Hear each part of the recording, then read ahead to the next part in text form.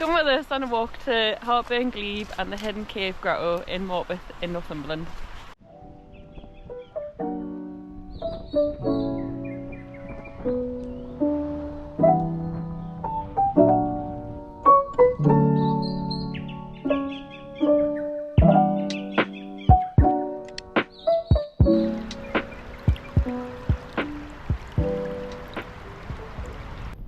Right, so we've decided to start a YouTube because we'll go out every weekend, don't we? Yeah. Hiking, and we'll try to go to new places in Northumberland and the Lake District, and you know, it's all good on Instagram, but we thought we'd try and take you through some vlogs and maybe some history behind every place that we go, because we go to a lot of hidden gems as well and constantly getting messaged, aren't we, like where's that, what are the coordinates for that,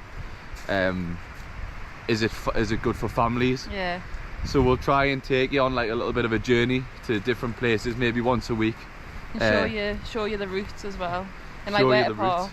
Yeah, but I think before we do that, we should probably introduce ourselves. So okay. I've got the page called Geordie Ramblers on Instagram, and Steph. Scott, this is Scott. I'm Scott. I'm Scott. I'm Geordie Hiker. And what's your name? Steph. Just did the same thing as me. I know. So I'm Scott and Steph, and we met about a year ago now, and I was sort of doing my shopping and go outdoors when I got launched in Team Valley, and I was looking for a tent at the time, and obviously being the good looking lad that I am, Steph came up to me and was asking for tent advice, weren't you? But really she was just trying to slide into me DMs in person, you know. And we've been following each other on Instagram for a few years, hadn't we? And you know, she'd been liking a lot of my photos and that, so you gave us the wrong advice though. Like I got a tent that you said you were gonna get. Aye. And then later on, like when we actually got together, I found out you didn't even get that tent. Aye, I was just filling out with loads of Marmite really. But aye, that's us, so come along on the journey with me. Make sure you like and subscribe wherever she puts the link. Getting all the angles in. And come along and we'll try to educate you, we'll try and have a bit of crack along the way, and we'll try and take you to some of the best destinations that we go to on a weekly basis. So enjoy. Now just as we're walking, you can see how boggy it is on the floor in Hartburn, Glebe. Now I've been here probably 4 or 5 times in the last couple of years, and every time it's just as boggy as this. You can see, like, even when I'm walking through it, it's just so squelchy, it's not on your feet. So what I'd recommend, unlike what I've done, is bring your wellies or bring gaiters when you come here, because it'll stop your feet getting absolutely manky. So highly recommend that. Like even in the summer when I've come, it's been dead boggy as well, but just look at the bog going up there. So make sure you bring your wellies, kids.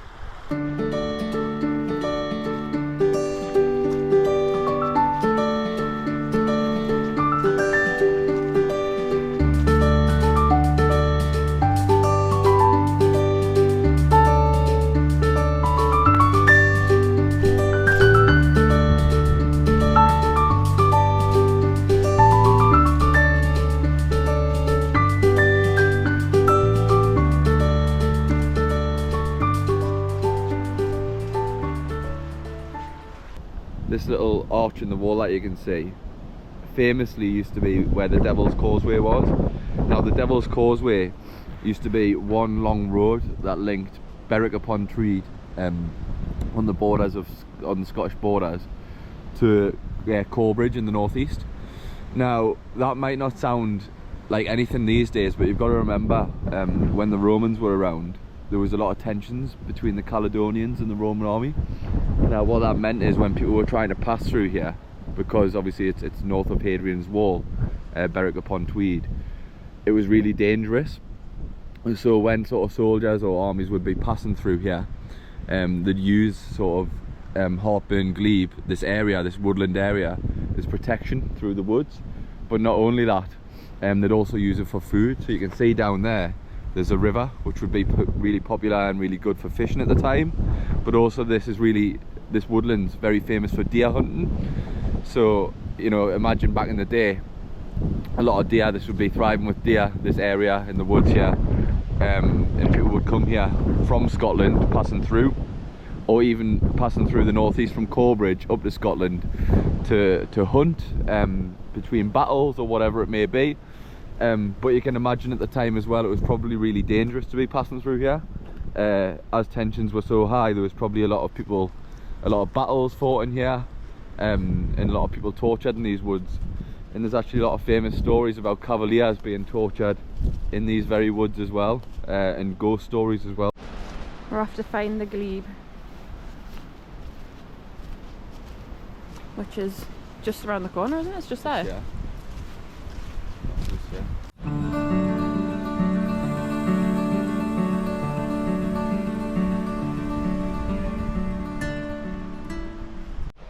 So just before we get to the actual grotto itself, I'll tell you a story about John Sharp, who was the local vicar in Hartburn in the 1700s, and in 1746 he thought it might be a good idea to carve a cave or grotto into the cliffs of Hartburn Glebe. Now, he spent a lot of his own money doing that, because this was one of his favourite places to come down by the river and have a cup of tea and just watch nature. And he noticed that there was a cliff face available that he might be able to carve a cave into and make some money from. Now, the locals at the time probably laughed that off and thought it was a stupid idea, because he was investing a lot of his own coin into creating this cave in this structure, and he used a lot of stone from the local church in order to do it. Now, in 1748 he completed the work on it, and he opened it as a local swimming baths, or a bathing area for women to go into the cave, and there's a fireplace in the cave, and I'll show you that in a minute, to go and get changed and keep warm in once they'd been for a swim in the river, just down here. And he used to charge them at the time per person to go in and get changed and use the facilities that he'd made available. So when he first created it, he was probably getting laughed at a little bit, like, why are you spending all your money on making this cave? But after a couple of years of it being in use, he earned a fortune from it, and he was one of the most profitable and well sort of affluent people in the area at the time. So it just goes to show he was a little bit of a Del boy. And if you can imagine back in the day, him standing on the front of this cave, all these women coming in and, you know, giving him some money, and him just making fortunes from it, because, you know, it's a far cry from where we are now, where we've got spa facilities and, you know, luxury places to go and get changed, and saunas, steam rooms. Like, life was completely different in the 1700s. So you've got to remember that that was deemed luxury at the time, and to have like a specialist facility created by John Sharp, probably people flocked from all over Northumberland to go and use his facilities and give him some money to do so. And it was probably a really good day out for the women at the time. They could probably take their children and a family day out by the river on a sunny day. So it just goes to show how much of a businessman how well ahead of his time he was at the time, and how well he did from it. So that's a good little story for you. If you ever come to Hartburn, Glebe and Grotto, make sure you think of the work that he probably put in over them 2 years to get that grotto operational. It's kind of impressive when you first see it, because obviously it's just like a cliff face which has been carved out with stone, really. So you can imagine the graft that's probably went into it. But let's take you down the stairs.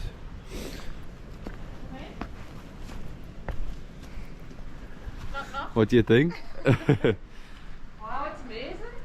It's quite tall as well, so that's the first impressions as we're walking in. So let's walk in and take you with us. Have a torch. Wow, should have brought a torch to like give you a better view, but the ceiling's probably about 20 foot high, I'd say, so quite high, like how they've built it. And then you've got that archway here. There's a chair, yeah. We use this for a Christmas dinner on Monday. Can't really see it, like, but there's a chair there. So we've got the family coming round for Christmas, but we're a few chairs short, so we might have to take that plastic number, like. But on the right hand side here, I don't know if you can see, but there's a fireplace. Now the story goes, John Sharp, who was the vicar at the time, as I mentioned earlier in the video. You can see it a little bit better. I'll try and get a bit closer. Well, anyways, there's a fireplace there, and this used to be a bathing area for women. So you know, you can imagine far past the luxury spas and stuff that we've got now, in the luxury jacuzzis and steam rooms and saunas.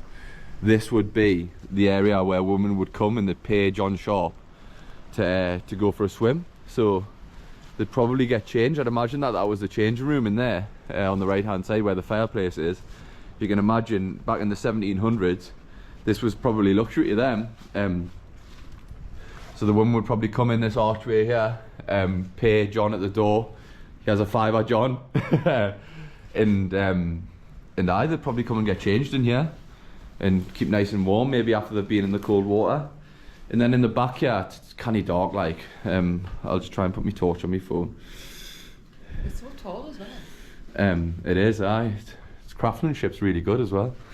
In the dark, there's not much to see really. So I don't know whether this was storage or something back in the day. Maybe the women could put the clothes in here when they went for a swim. Maybe like a storage locker. So we're just going back out of what's called Hartburn Grotto. That's the name of it now. And you can see here we've got like this passageway, which, as I'd imagine, was probably where the women used to walk through in order to go to the river at the end. So I don't know what was going on in the gene pool at the time, because there must have been dwarfs or something. Because that's tiny, that. I don't know if the women back in the 1700s were 4'4". Should I give it a go? I give it a blast and see if you can get through. I mean, Steph's small like, but geez, has wept. So she's off doing there. You haven't got your bathing suit on, kid? I know. A birthday suit, aye. So she's heading through there. So I'll take you around the other side, and you can see, you know, we're going back in time here. So Steph's going under here, underground explorer, and she's going to come out this side, I reckon, hopefully, all being well. There she is. Oompa loompa dumpity. So she's come out. Yep. So let's show you from this side. So the woman would go for a swim in here. It's a bit cool for me, is it? Cold water therapy. Isn't it mad though, like how back in the day, like that was luxury, and now it's like we're almost going back in time because cold water therapy is really popular. Like we've got spas and saunas and jacuzzis these days, but people are almost going back to the 1700s for therapy. Just getting themselves in cold water. It's class. Let's have it try to see how cold it is. Doesn't seem too cool. Yeah, you sell in Christmas dip. And I'll just show you around from this side. So if I sit down here, you can see all the way through. I might even just take us through 2 seconds. I'll take my backpack off and we'll go on a little ramble there. Right, so let's head under. Tell you what, I don't have the knees for this anymore, these mountains. So we're going back in time here. So this is where the women would once walk through. Don't know how they did that, like, to get back to the grotto and get changed. So they'd walk back through there in the bathing suits, the swimwear, and then they'd come into here. Imagine, man, they'd have the fire on, they'd probably have a few drinks. Johnny Sharp would be stood there with all his money that he'd cashed in from them for the day's takings. They'd go in here maybe and collect the items of clothing afterwards. Maybe have a cup of tea. And then just take in the view, which is absolutely beautiful. I wasn't on about you there, Steph. I did take in the view, which is obviously lush, absolutely lush, and it's so secluded, so peaceful. Such a small little village. You can imagine it would have been lush back in the day.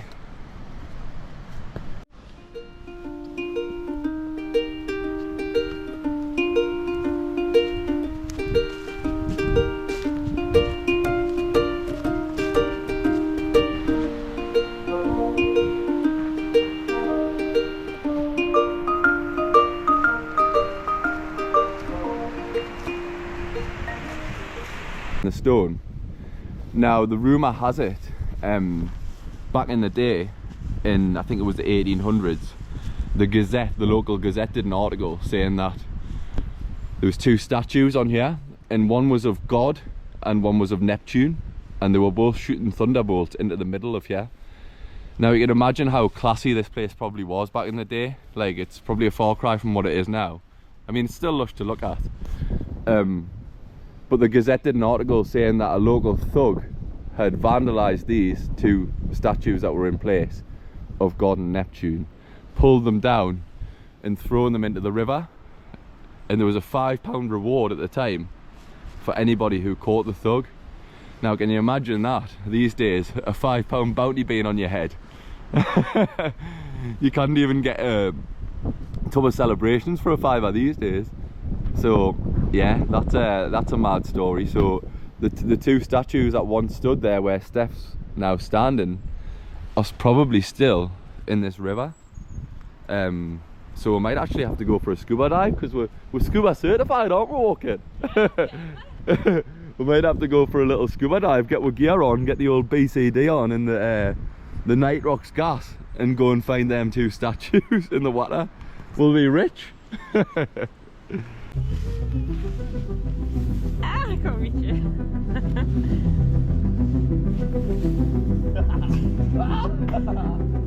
Oh no. No.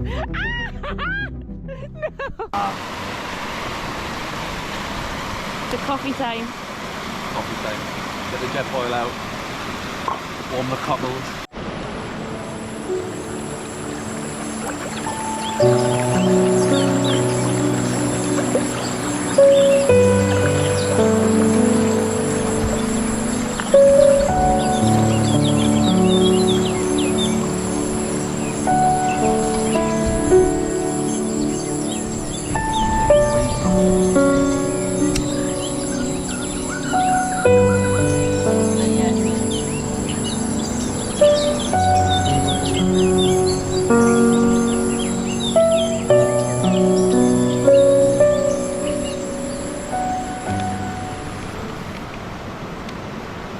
All the gear. Not a single idea.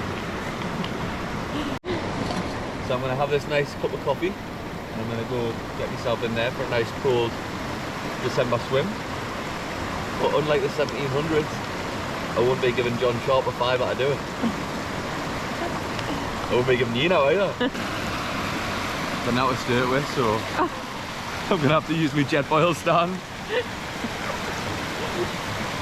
I'll tell you what, like, we adapt and overcome. No challenge is past me.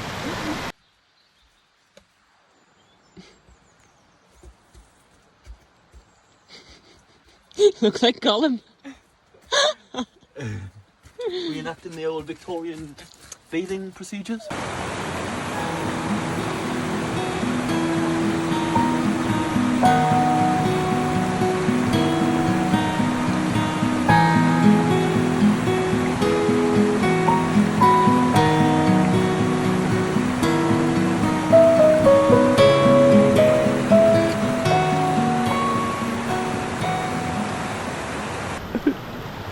Do you want to talk them through your Guinness Sainsbury special recipe? Guinness cupcakes? Guinness cupcakes.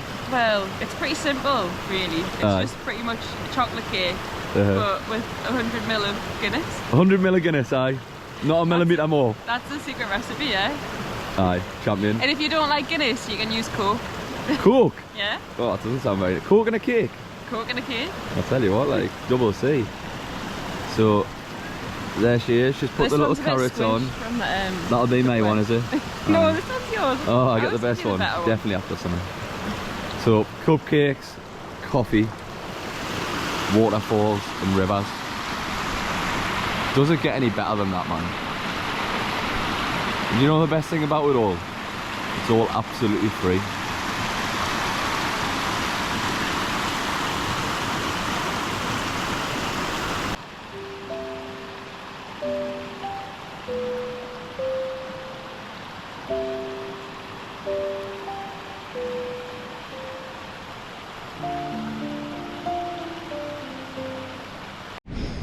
Just heading back to the car now.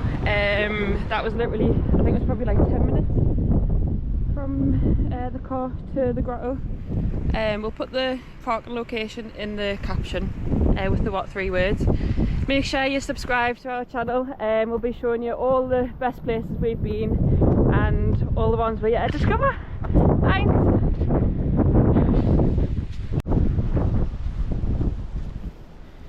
This is where you park. We've just popped to St Andrew's Church in Hartburn, just along the road from where we're parked. Apparently one of the creepiest graveyards in Northumberland. And what else is it? Yeah, so apparently like a lot of the graves in this graveyard have skull and crossbones marked on them, which I've never seen before, so let's go and find out.